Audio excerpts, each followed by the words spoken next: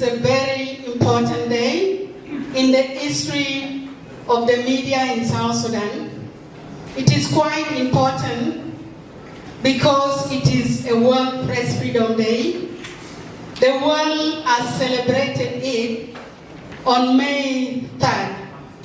But in South Sudan, we are celebrating it on May 6th. The reason is because May 3rd fell on a Saturday, and we thought all of you who are invited to attend this event, we wanted to see your participation, and we thought it is only good in a weekday or in a working day. So this is why we are celebrating it on May 6th. We are also glad that in the history of South Sudan, for the first time, this organizing committee has thought of having this event at the University of Juba.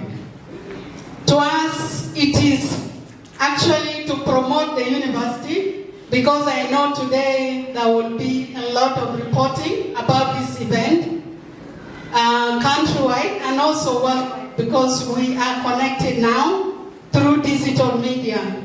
So this event is going to promote University of Juba as one of the leading universities in South Sudan.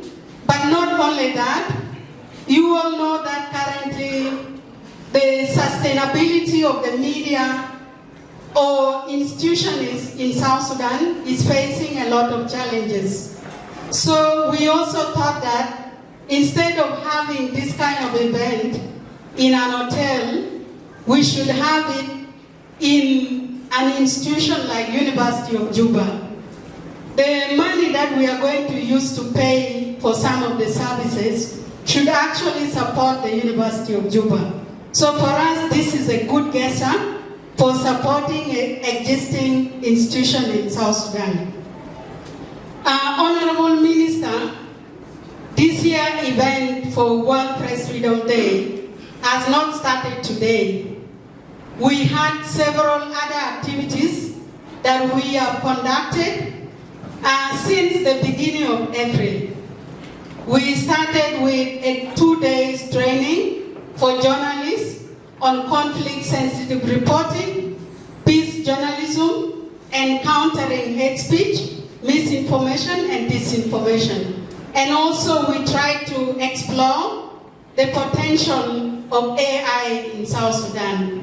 So the 2-day training were very useful, and it was timely considering the current misinformation, hate speech, and disinformation that are spreading mostly on social media and also offline.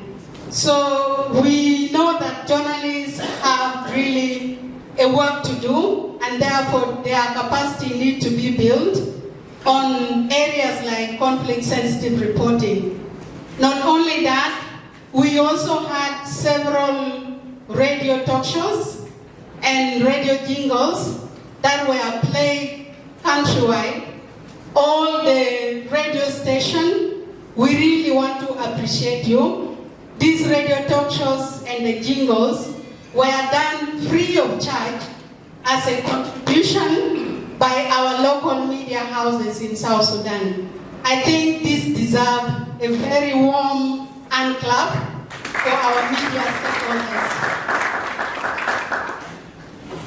Not only that, we also had a very powerful activity which was to create awareness on social media, targeting social media on countering hate speech and misinformation. So we had a nationwide campaign where we created social media platforms.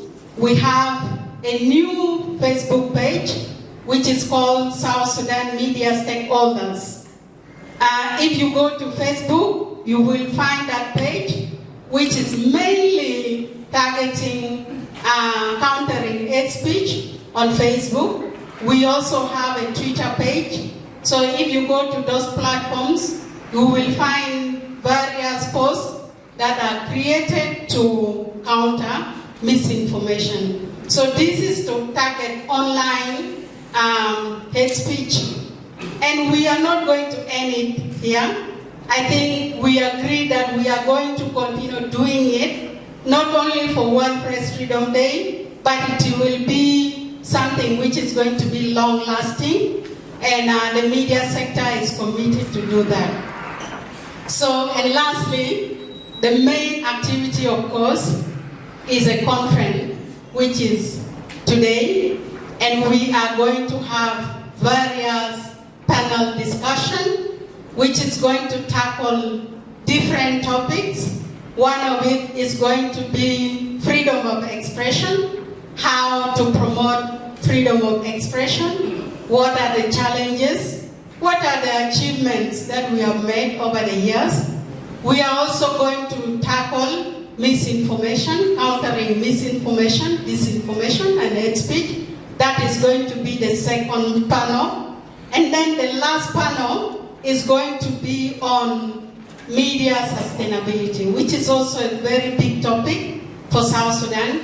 And please, we would like you to stay around and listen to those panel discussions. And we don't only want you to listen, but also to participate, give your ideas on how best we are going to improve the media sector in South Sudan. Honorable Minister, I'm also proud to tell you that over the years, the media sector of South Sudan, together with our media regulatory bodies, we have been working so hard. And I think the results of our hard work has been seen in this year Press Freedom Index. If you look at the index, South Sudan has improved significantly. We are now better than countries like Kenya and Uganda, where we used to learn a lot of best practices. I think this time around, they are going to come and learn best practices from us. I think this is a very big achievement for us. Our content in the mainstream media has improved because we are putting effort to organize trainings, to do dialogue, to also do roundtable to improve our media sector. Not only that, I think our media regulatory bodies have also done a lot of work. The number of arrests of journalists have also reduced. You can agree with that. So, normally if you score a good mark, it is a good thing, but also it is a big challenge. For you to show that you have not cheated exams, you need to maintain your position. So I think this is going to be a big challenge for South Sudan. We don't want to be in a good position this year, and then we jump in a very bad position next year. So when we are going to discuss in this room, I have a message I will start with journalists. I want to tell you that the future of the media in South Sudan depends on how responsibly you will use AI. I know AI has been the main topic for this year World Press Freedom Day globally.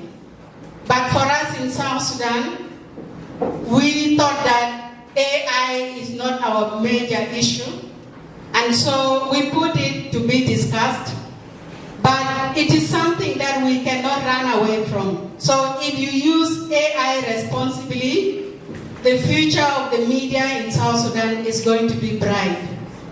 And I also want to caution you to use your platforms responsibly, because as the media you have a platform. You can destroy and build. So we want you to choose building, not destruction. For our government stakeholders, the Minister, we are so happy that you are present today. And we have achieved a lot with your support. but we still need to do a lot. We have media houses that are still down. We are one of the leading media or newspaper in South Sudan, which is Juba Monitor, is still closed up to today. Many people do not know the reason why Juba Monitor is not functioning. And then we also have other media houses that are still closed. So as we are heading towards elections, which we are going to discuss media strategies tomorrow in an event organized by Media Authority, we also want to put our house together. As media, we are already working hard to improve our contents, but also we want the environment for media in South Sudan to be friendly so that journalists are able to do their work.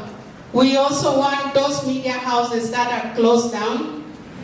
Their issues should be discussed, and if there is any issue, the public should be informed why those media houses are still closed down, so that we forget and move forward.